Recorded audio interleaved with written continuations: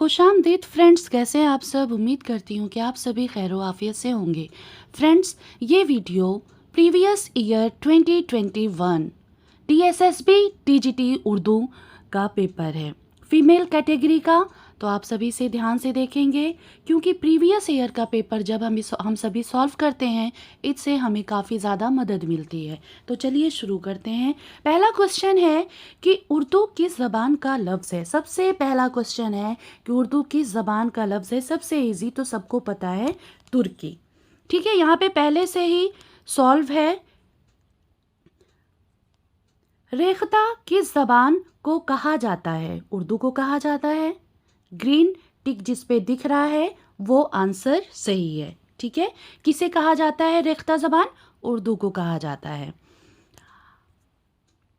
Fort William college कहाँ वाक़े है, कहाँ पर कायम है, तो कलकत्ता में है। फोर्ट विलियम कहाँ पे वाक़े है, कलकत्ता में। उर्दू नस्र का बाकायदा आगाज़ कहाँ से होता है, तो दक्किन से होता है। कहाँ से होता है, दक्किन से होता है। अली नामा में किस दौर के बादशाह के वाक़यात बयान किए गए हैं, तो अली आदिल शाह। किसके वाक़यात बयान किए गए हैं, अली आदिल शाह। अली नामा जो एक रज़मिया मसनवी है, किस दौर के बादशाह के वाक़यात इसमें बयान किए गए हैं, तो अली आदिल शाह के ज़माने के। उर्दू की नसरी दास्तानें, ये किसका है, किसकी तसनीफ़ है ये, तो ज्ञानचंद जैन की है। किसकी है, उर्दू की नसरी दास्तानें ज्ञानचंद जैन। नौ तर्ज मुरस्सा किसकी तारीफ है, किसकी तालीफ है, किसकी है नौ तर्ज मुरस्सा, तो हुसैन अता खां तहसीन। किसका है, हुसैन अता खां तहसीन। जज्बे इश्क का सने तालीफ क्या है, जज्बे इश्क का सने तालीफ क्या है, 1798 यानी 1798। बागो बहार पहली बार किस सन में शाये हुई थी, तो बागो बहार पहली बार 1804 में शाये हुई थी। ठीक है, तो इसके बारे में मैं कुछ बताती चलूँ। सबसे पहले बता दूँ कि बागो बहार मीर अमन की तबाजात तसनीफ़ नहीं है, बल्कि ये तहसीन की नौ तर्ज मुरस्सा से माखूज़ है, जो फ़ारसी क़िस्सा चहर दरवेश का आज़ाद तर्जुमा है। एक बात तो ये पता चल गई। दूसरी बात मैं यहाँ पे ये बताना चाहूँगी कि मीर अमन ने बागो बहार को 1801 में लिखना शुरू किया था, समझे, और ये मुकम्मल कब हुआ था, 1802 में। ठीक, अब कह रहे हैं कि बागो बहार के में कितने पेजेस हैं, तो 102 पेजेस पर है ये। बागो बहार की इशाअत पहली मर्तबा मुकम्मल किताब की सूरत में 1804 में हुई थी। कब हुई थी, 1804 में। फोर्ट विलियम कॉलेज काउंसिल ने बागो बहार को इनाम के लिए 31 अगस्त 1802 को मुंतखब किया था। ठीक है, तो कब ये शाये हुआ था, 1804 में।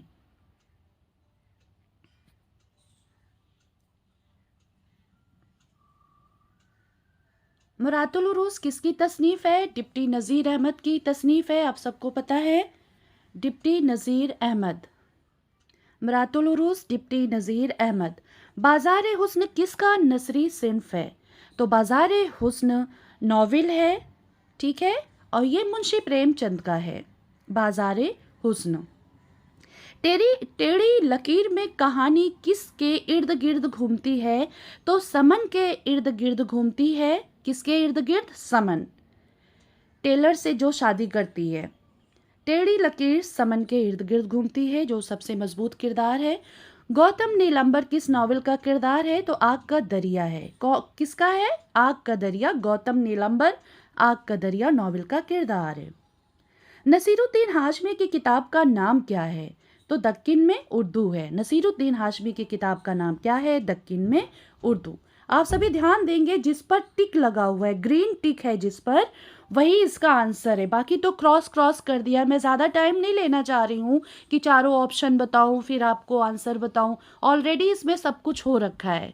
ठीक है, तो नसीरुद्दीन हाशमी की किताब का नाम दक्किन में उर्दू है। मोम की मरियम किसकी तसनीफ़ है, मोम की मरियम जीलानी बानो की तसनीफ है। मोम की मरियम जिलानी बानो, मोम की मरियम जिलानी बानो।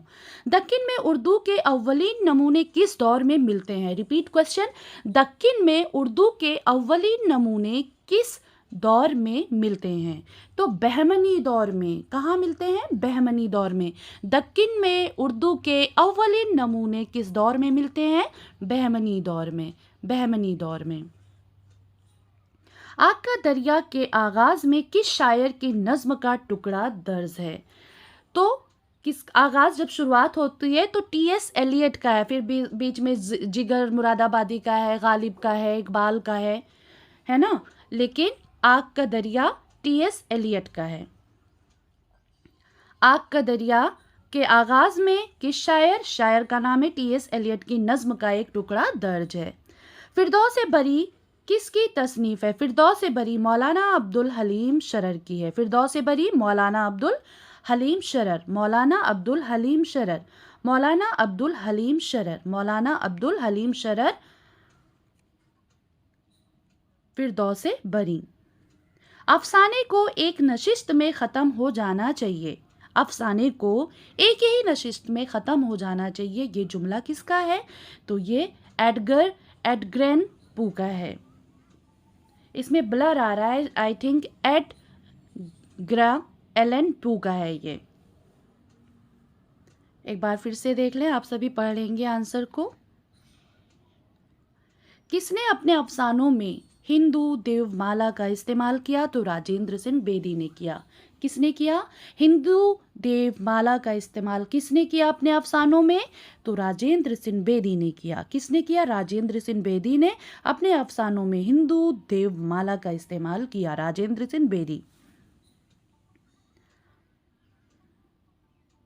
कौन सा अफसाना प्रेमचंद का है? तो नमक का दरोगा जो है मुंशी प्रेमचंद का है। किसका है? मुंशी प्रेमचंद का अफसाना नमक का दरोगा। काली शलवार किसकी तसनीफ है? तो मिंटू की है, सादत हसन मिंटू की ये तसनीफ है। काली शलवार सादत हसन मिंटू। नुसरती का पूरा नाम क्या है? मोहम्मद नुसरत नुसरती। नुसरती का पूरा नाम मोहम्मद नुसरत नुसरती, मोहम्मद नुसरत नुसरती। नुसरती का पूरा नाम मोहम्मद नुसरत नुसरती है। इब्ने निशाती किस दौर के शायर हैं? इब्ने निशाती किस दौर के शायर हैं? तो कुतुब शाही दौर के शायर हैं। कौन? इब्ने निशाती। इब्ने निशाती कुतुब शाही दौर से बिलोंग करते हैं। इब्ने निशाती किस दौर के शायर हैं? तो कुतुब शाही दौर के शायर हैं, कुतुब शाही दौर के शायर हैं। किस नसरी सिन्फ को जहन का आज़ाद तरंग कहा जाता है? तो आई थिंक इंशाइया को कहा जाता है, इंशाइया। किस नसरी सिन्फ को जहन का आज़ाद तरंग कहा जाता है? यानी जहन का आज़ाद तरंग किसे कहा जाता है? तो इंशाइया को कहा जाता है। झिंगुर का जनाजा किसकी तसनीफ है? तो ख्वाजा हसन निज़ामी की। झिंगुर का जनाजा ख्वाजा हसन निज़ामी, झिंगुर का जनाजा ख्वाजा हसन निज़ामी। इंशाइया के इब्तिदाई नकूश किस किताब में नज़र आते हैं? इंशाइया के इब्तिदाई नकूश किस किताब में नज़र आते हैं? तो सब रस में नज़र आते हैं, ना कि फ़ज़ाने अजाइब में, कुतुब मुश्तरी या बाग व बहार। सिर्फ़ और सिर्फ नज़र आते हैं तो किस में? सब रस में। इंशाइया के इब्तिदाई नकूश सब रस में नज़र आते हैं। हॉस्टल में पढ़ना किसकी तसनीफ है? तो पतरस बुखारी का है, ना कि रशीद अहमद, फरहतुल्लाह या फिर हुसैन आज़ाद। किसका है हॉस्टल में पढ़ना? पतरस बुखारी। हॉस्टल में पढ़ना पतरस बुखारी की तसनीफ है। उर्दू के पहले ड्रामे का नाम क्या है? उर्दू के सबसे पहले जो ड्रामे का नाम है क्या है? इंद्र सभा है। उर्दू के पहले ड्रामे का नाम इंद्र सभा है। उर्दू के पहले ड्रामे का नाम इंद्र सभा है। ड्रामा अनारकली की पहली इशात कब हुई थी? 1931 यानी 1931 में इसकी इशात हुई थी। किसकी? अनारकली की। ड्रामा अनारकली की इशात 1931 में हुई थी। ड्रामा मीठी छुरी किसकी तसनीफ है? तो आगा हश्र काश्मीरी। मीठी छुरी किसकी तसनीफ है? तो आगा हश्र काश्मीरी, जो कि एक बहुत बड़े ड्रामा निगार थे। ड्रामा मीठी छुरी आगा हश्र काश्मीरी की तसनीफ है। किताब खाना जंगी का ताल्लुक किस नसरी सिन्फ से है? तो ड्रामा से है। खाना जंगी, हुब्बा खातून, ये सारे क्या हैं? ये ड्रामा है। क्या है? ड्रामा है। किताब खाना जंगी का ताल्लुक किस नसरी सिन्फ से है? तो ड्रामा से है। किससे है? ड्रामा से है। आगा हश्र उर्दू ड्रामा किसकी तसनीफ़ है? आगा हश्र और उर्दू ड्रामा किसकी तसनीफ़ है? तो अंजुमन आरा। अंजुमन आरा की तसनीफ़ का नाम है आगा हश्र और उर्दू ड्रामा। आगा हश्र उर्दू ड्रामा अंजुमन आरा की तसनीफ़ है। रिपोर्टाज को हम वाक़यात की अदबी और महाकाती रिपोर्ट कह सकते हैं। ये जुमला किसने कहा? प्रोफेसर एहतशाम हुसैन ने। रिपोर्टाज को हम वाक़यात की अदबी और महाकाती रिपोर्ट कह सकते हैं। किसने कही है ये बात? तो प्रोफेसर एहतशाम हुसैन ने कही है। यानी वाक़यात की अदबी महाकाती रिपोर्ट कह सकते हैं किसको? रिपोर्टाज को। किसने कही ये बात? प्रोफेसर एहतशाम हुसैन ने। इब्तिदा में सफ़रनामे को किस नाम से जाना जाता था? तो इब्तिदा में सफ़रनामे को तारीख़ के नाम से जाना जाता था। सबसे पहला सफ़रनामा क्या है? कम्बल पोश की है अजायबाते फ़रंग। आगे चलते हैं। इब्तिदा में सफ़रनामे को हम सभी तारीख़ के नाम से जानते थे। तारीख़ यूसुफ़ी की पहली इशाअत किस सन में हुई थी? तारीख़ यूसुफ़ी की पहली इशाअत किस सन में हुई थी? तो 1847 में हुई थी। तारीख़ यूसुफ़ी 1847। तारीख़ यूसुफ़ी की पहली इशाअत 1847 में हुई थी। तारीख़ अफ़गानिस्तान किसकी तसनीफ़ है? तो सैयद फ़िदा हुसैन। तारीख़ अफ़गानिस्तान किसकी तसनीफ़ है? तो सैयद फ़िदा हुसैन की तसनीफ़ है। किसकी है? सैयद फ़िदा हुसैन की तसनीफ़ है। तारीख़ अफ़गानिस्तान किसकी है? तो सैयद फ़िदा हुसैन की है। आप सबको पता चल गया। सफ़रनामा सैर ईरान का मुरत्तिब कौन है? यहाँ पे नहीं पूछा जा रहा है कि किसने लिखा है, इसके मुसन्निफ कौन है। यहाँ पे पूछ रहे हैं मुरत्तिब। सफ़रनामे सैर ईरान के मुरत्तिब कौन है? तो मोहम्मद हुसैन आज़ाद हैं। कौन है? सफ़रनामा सैर ईरान का मुरत्तिब कौन है? तो कौन है? मोहम्मद हुसैन आज़ाद ने सैर ईरान को मुरत्तिब किया था। सफ़रनामा सैर ईरान मोहम्मद हुसैन आज़ाद। सफ़रनामा मिस्र रूम, यानी सफ़रनामा रूम व मिस्र रूम का सफ़रनामा है। सफ़रनामा रोम व मिस्र शाम सफ़रनामा है। किसका है? तो शिबली नोमानी का है। सबको पता है शिबली नोमानी का ये सफ़रनामा है। कौन सा? रोम व मिस्र शाम। सफ़रनामा रोम व मिस्र शाम सफ़रनामा अल्लामा शिबली का है। मौलाना उबैदुल्लाह सिंधी का सफ़रनामा काबुल में 7 बरस किसका है? ये काबुल में 7 बरस मौलाना अब्दुल्ला सिंधी का। तो ये किस सन में शाये हुआ था? काबुल में 7 रात 1921 में शाये हुआ था। मौलाना उबैदुल्लाह सिंधी का सफ़रनामा काबुल में 7 बरस कब शाये हुआ था? 1921 में। 1921 में मौलाना उबैदुल्लाह सिंधी का सफ़रनामा काबुल में 7 बरस 1921 में शाये हुआ। अब चलते हैं हम नए क्वेश्चन पे। सफ़रे आशना किसका सफ़रनामा है? मैंने देखा सफ़रनामे से बहुत ही ज़्यादा क्वेश्चन पूछा गया था 2021 में। सफ़रे आशना किसका सफ़रनामा है? तो ये गोपी चंद नारंग का सफ़रनामा है। गोपी चंद नारंग का सफ़रनामे का नाम क्या है? तो सफ़रे आशना। क्या है? सफ़रे आशना। गोपी चंद नारंग सफ़रे आशना। सफ़रे आशना गोपी चंद नारंग। काजी अब्दुल गफ़ार का सफ़रनामा नक्शे फ़रंग पहली बार किस में शाये हुआ? देखिए यहाँ पे भी सफ़रनामा पूछा है। काजी अब्दुल गफ़ार हैं, उनका सफ़रनामे का नाम क्या है? नक्शे फ़रंग। तो कह रहे हैं ये कब शाये हुआ था? तो 1922 में शाये हुआ था। कब शाये हुआ था? 1922 में नक्शे फ़रंग काजी अब्दुल गफ़ार का सफ़रनामा है। ये शाये हुआ था 1922 में। एक बार फिर से देख लें आप सभी। काजी अब्दुल गफ्फार के सफ़रनामे का क्या नाम है? नक्श फरंग। कब शाये हुआ? 1922 में शाये हुआ। काजी अब्दुल गफ्फार का सफ़रनामा नक्श फरंग 1922 में शाये हुआ। उर्दू में सवाने निगारी की बुनियाद किसने डाली? मौलाना अल्ताफ़ हुसैन हाली ने। किसने डाली? मौलाना अल्ताफ़ हुसैन हाली, जो 1837 में पानीपत में पैदा हुए थे। ठीक है, कब इन्होंने बुनियाद डाली थी? तो किसने डाली थी? अल्लामा अल्ताफ़ हुसैन हाली ने सवाने निगारी की बुनियाद डाली थी। सवाने निगारी अल्ताफ़ हुसैन हाली। हयात सादी किस सन में लिखी गई थी? 1886 में। हयात सादी ये भी किसने लिखी है? हाली ने। देखिए, हाली से रिलेट क्वेश्चन चल रहे हैं अभी। हयात सादी 1886 में लिखी थी। हयात सादी 1886 हयात सादी हाली। हयात जावेद किसकी तसनीफ़ है? अल्ताफ़ हुसैन हाली की। ये भी है, किसके बारे में लिखा था? ये तो सर सैयद अहमद ख़ान के बारे में लिखा था। हयात जावेद अल्ताफ़ हुसैन हाली, अल्ताफ़ हुसैन। यादगार गालिब किसकी तसनीफ़ है? देखो, तीनों पूछ लिया इन्होंने।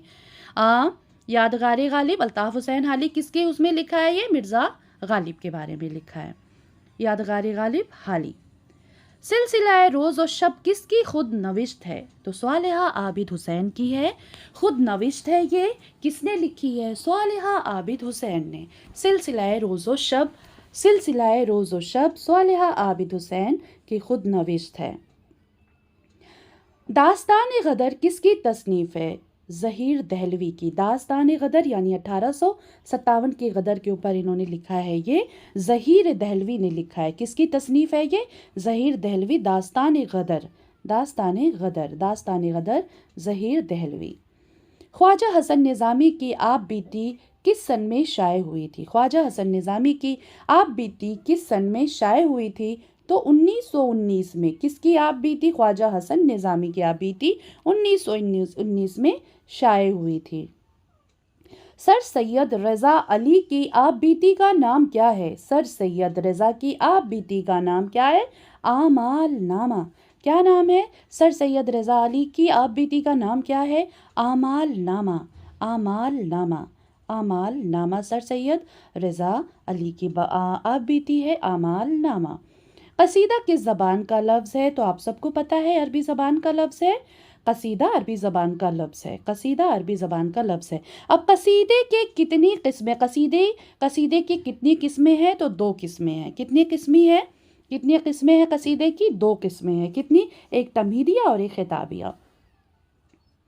कसीदे की कितनी किस्में हैं? 2 हैं। किस ज़बान से कसीदा उर्दू में आया? तो फ़ारसी ज़बान से आया। अब ये भी पूछा जा सकता है कि कसीदा किस ज़बान से उर्दू में आया, यानी किस ज़बान से कसीदा उर्दू में आया?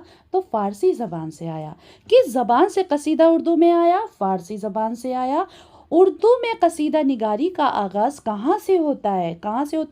दक्किन से होता है। कहाँ से होता है कसीदे का आगाज़? दक्किन से होता है। उर्दू में कसीदा निगारी का आगाज़ दक्किन से होता है।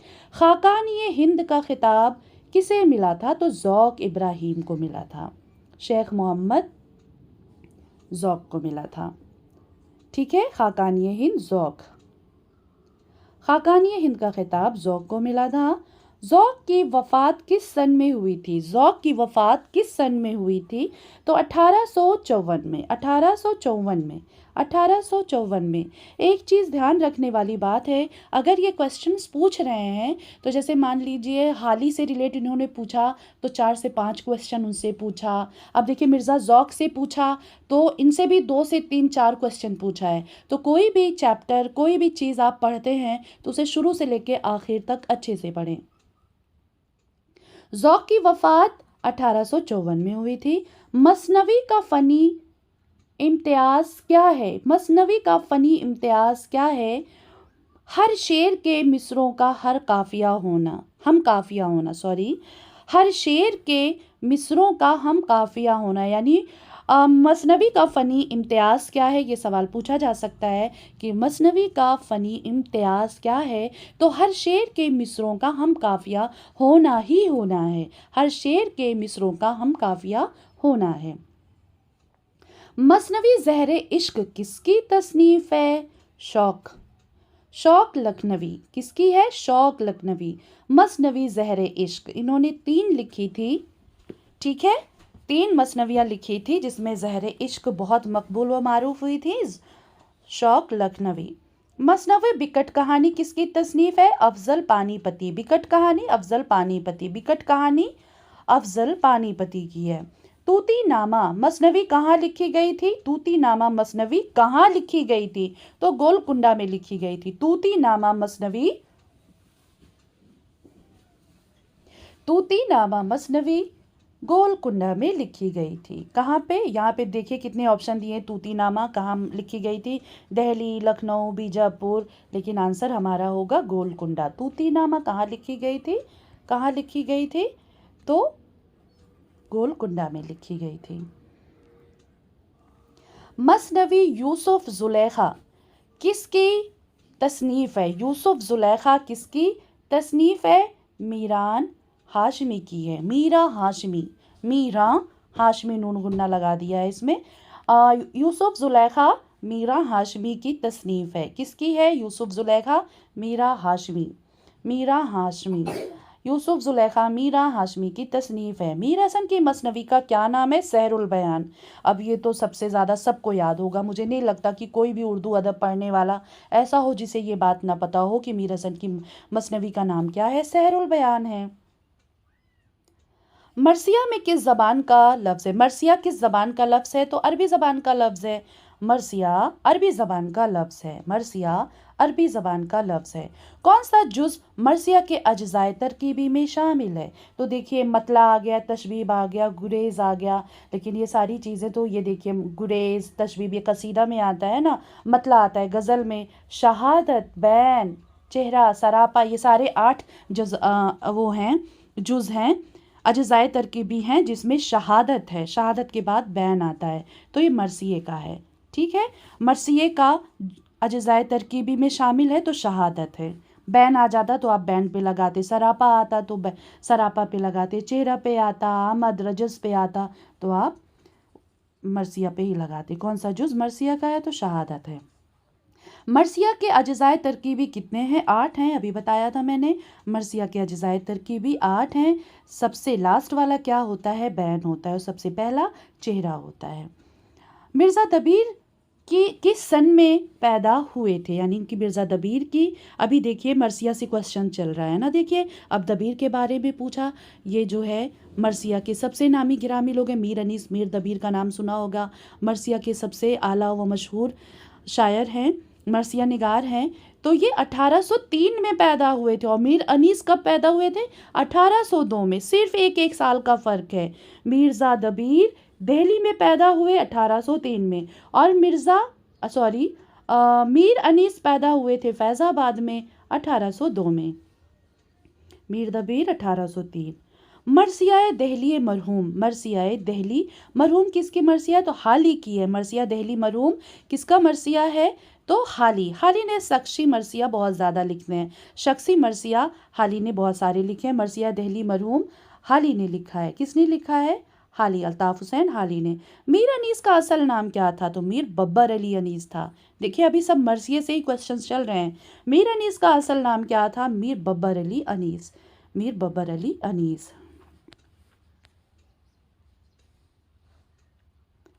चलिए आगे चलते हैं। गज़ल किस ज़बान का लफ्ज़ है? तो गज़ल अरबी ज़बान का लफ्ज़ है। देखिए एक चीज़ देखिए, कसीदा, गज़ल, मरसिया, ये ज़बानें बहुत पूछी गई हैं कि किस ज़बान का लफ्ज़ है ना? अरबी ज़बान का लफ्ज़ है, अरबी ज़बान का लफ्ज़ है। गज़ल अरबी ज़बान का लफ्ज़ है। उर्दू का पहला साहिब दीवान शायर किसे कहा गया है? तो कुली कुतुब शाह को सबको पता है। उर्दू का पहला साहिब दीवान शायर किसे कहा गया? कुली कुतुब शाह।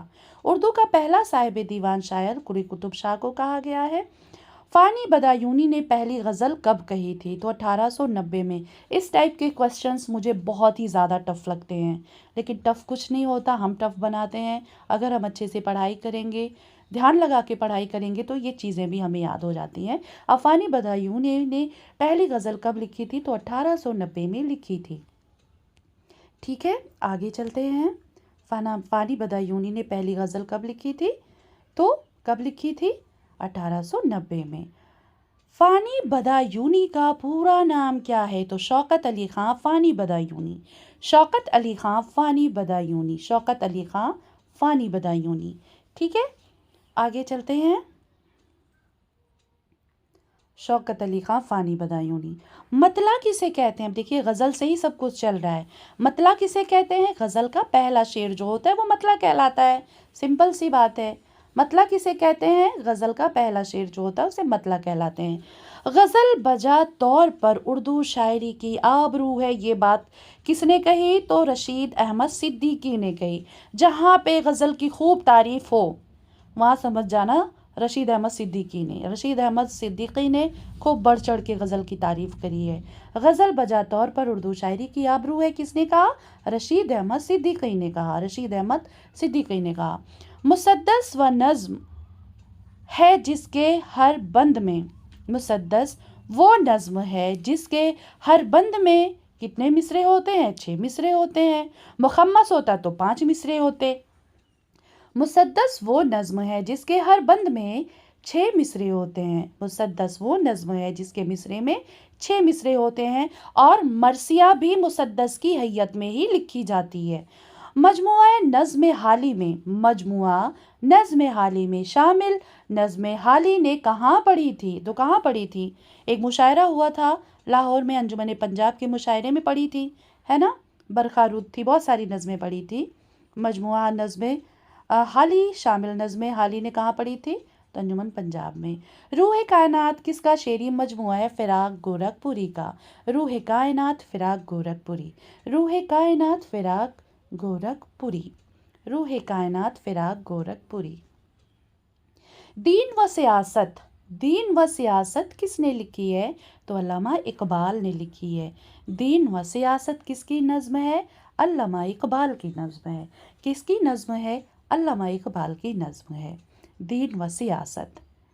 इकबाल के किस मजमूए में नज़्म मिर्ज़ा गालिब शामिल है? तो बांगे दरा में। ध्यान देंगे, ये सवाल बहुत पूछा जाता है। अल्लामा इकबाल के 4 शेरी मजमूओं में से कोई भी नज़्म पूछ लेंगे कि किस मजमूए में शामिल है। तो ये देखिए, नज़्म मिर्ज़ा गालिब बांगे दरा में शामिल है।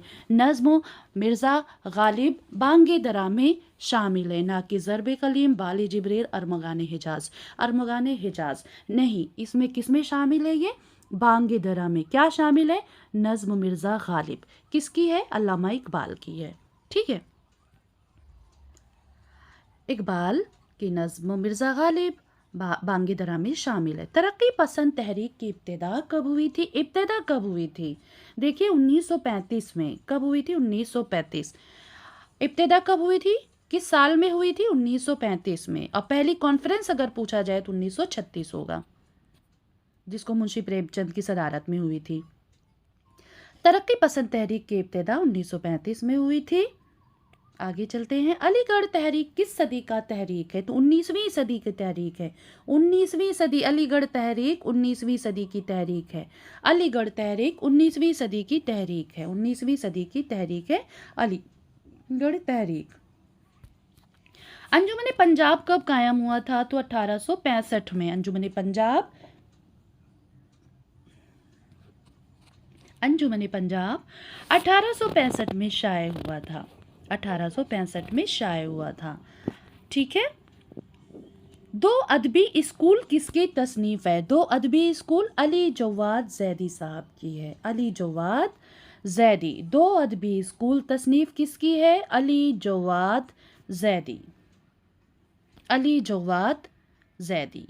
ये अभी तक मैंने जितना भी लिटरेचर पढ़ा, मैंने इनका नाम नहीं पढ़ा भाई। ये पहली बार मैं इनका नाम देख रही हूँ, सच बताऊँ तो। 2 अदबी स्कूल अली जवाद जैदी। आगे चलते हैं। 2 अदबी स्कूल अली जवाद जैदी, इनको गूगल करना पड़ेगा। वली का दबिस्तान शायरी। वली का दबिस्तान इस शायरी किसकी तसनीफ है? तो नूरुल हसन हाशमी की है।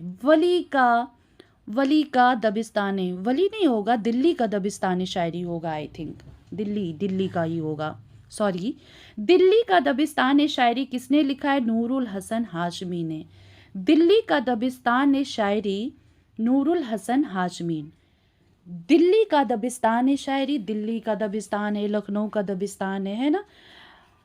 तो फिर कौन है इसके? दिल्ली का दबिस्तान ए शायरी नूरुल हसन हाशमी है, नूरुल हसन हाशमी है।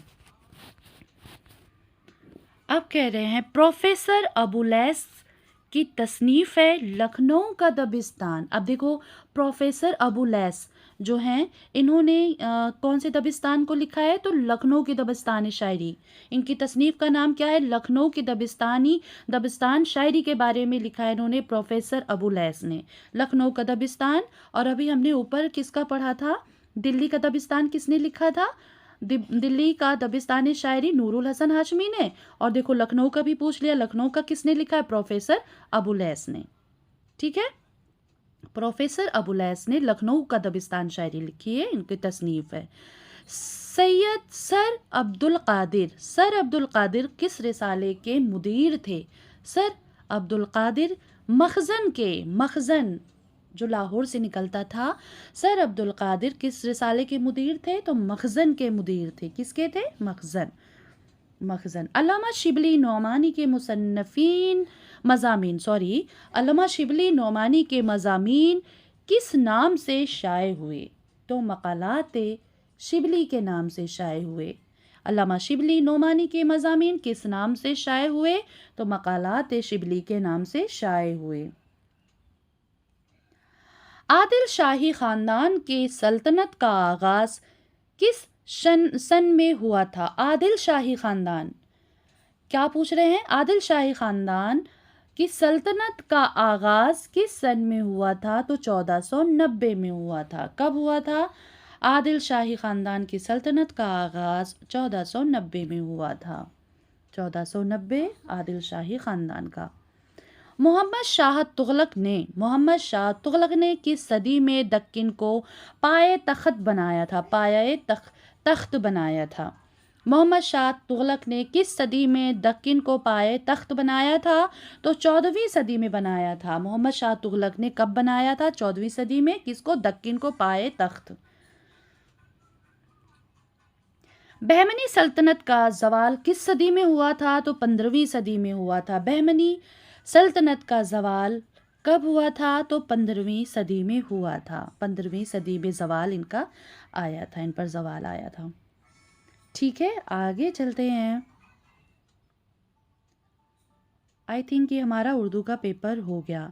अब यहाँ पे देखिए कुछ पेडागॉजी टाइप के भी क्वेश्चंस पूछे जाते हैं। ये कह रहे हैं कि एक शिक्षक के रूप में ये 10 क्वेश्चंस आते हैं, यानी 90 क्वेश्चंस हमारे उर्दू के होंगे, 10 जो होते हैं पेडागॉजी क्वेश्चंस पूछते हैं। तो ये वो क्वेश्चन है। एक शिक्षक के रूप में यदि आपने अपने शिक्षण में सुधार लाना है तो सबसे पहले आप क्या करेंगे? भाई जाहिर सी बात है, अपनी गलती को सुधारेंगे। शिक्षक का सबसे महत्वपूर्ण कार्य क्या है? शिक्षक को रोचक बनाना, इंटरेस्टिंग बनाना। छात्रों की उन्नति का मूल्यांकन करने की उत्तम विधि कौन सी है? तो लगातार मूल्यांकन करना। जैसे हम सभी टेस्ट लेते रहते हैं, वीकली टेस्ट लेते हैं, मंथली भी टेस्ट लेते हैं, हर 15 दिन पे भी टेस्ट लेते हैं। ठीक, कह रहे हैं यदि एक छात्र कक्षा में अप्रासंगिक प्रश्न पूछता है तब एक अध्यापक के रूप में आप क्या करेंगे? उसे मारेंगे, उसे दंडित करेंगे, उसके प्रश्न को उपेक्षित करेंगे, या उसे बोलेंगे कि ये प्रश्न अप्रासंगिक है यानी गलत है, आप यहाँ पे मत पूछो, इस तरीके कुछ नहीं बोल सकते हैं हम उसे। उस छात्र के प्रश्न का उत्तर कक्षा के बाद देने को कहेंगे, यानी उस बच्चे को शांत बिठाएंगे और आप बोलेंगे कि बेटा इसका आंसर मैं कल बताऊंगा या फिर कक्षा के बाहर बताऊंगा। ठीक है, जब कुछ अजीब सा क्वेश्चन बच्चे प्रश्न पूछते रहते हैं क्लास में, कुछ ही उटपटांग क्वेश्चन कुछ भी पूछ लेते हैं, तो वहाँ पे टीचर को गुस्सा नहीं करना है, ना ही चिल्लाना है, डांटना है, मारना है, पीटना है। उसे समझाना है कि बेटा इसका जवाब मैं कल दूंगा या फिर क्लास के बाहर आपको अलग से दूंगा। ठीक है, आगे है कि मूल्यांकन उपकरण कौन सा नहीं है? मूल्यांकन उपकरण कौन सा नहीं है? देखिए, जांच सूची, रेटिंग स्केल, गृह कार्य, ये तो मूल्यांकन हम इसकी तरह। प्रगति कार्ड जो होता है वो नहीं है। सफल समावेश की जरूरत है संवेदीकरण। यदि एक बच्चे विफल होता है तो क्या ये इंगित करता है कि प्रणाली विफल हो गई? नहीं, ऐसा क्यों हो जाएगा? क्योंकि हो सकता है बच्चा बच्चे की कोई प्रॉब्लम हो, कुछ भी दिक्कत हो, वो नहीं समझ पा रहा है, तो उस बात को हम जानने की कोशिश करेंगे। लेकिन कोई भी आपने जो भी बनाया है वो विफल थोड़ी ना होगा, और बाकी बच्चों का तो इम्प्रूवमेंट होगा, उस बच्चे पर हम अलग से ध्यान देंगे। शब्दार्थ। शब्दार्थ विज्ञान किसका अध्ययन है? शब्द और उनके अर्थ का। निम्न में से कौन सी पद्धति विषय वस्तु का विश्लेषण करने की क्षमता विकसित करने के लिए एक शिक्षण इच्छुक उम्मीदवार की सहायता करती है? तो प्रोग्राम किए गए निर्देश। बच्चों के लिए निःशुल्क और अनिवार्य शिक्षा का अधिकार अधिनियम किस वर्ष लागू किया गया था? तो 2009 में। यानी बच्चों के लिए निःशुल्क और अनिवार्य शिक्षा का अधिकार अधिनियम कब लागू किया गया था? तो 2009 में किया गया था। तो उम्मीद करती हूँ कि आप सब ने ये वीडियो को अच्छे से देखा, समझा, और आप सबकी मदद हुई होगी। और आप सभी उम्मीद करते हैं कि खूब अच्छे से पढ़ेंगे और इस बार अपना सिलेक्शन ज़रूर से ज़रूर लेंगे। Thank you.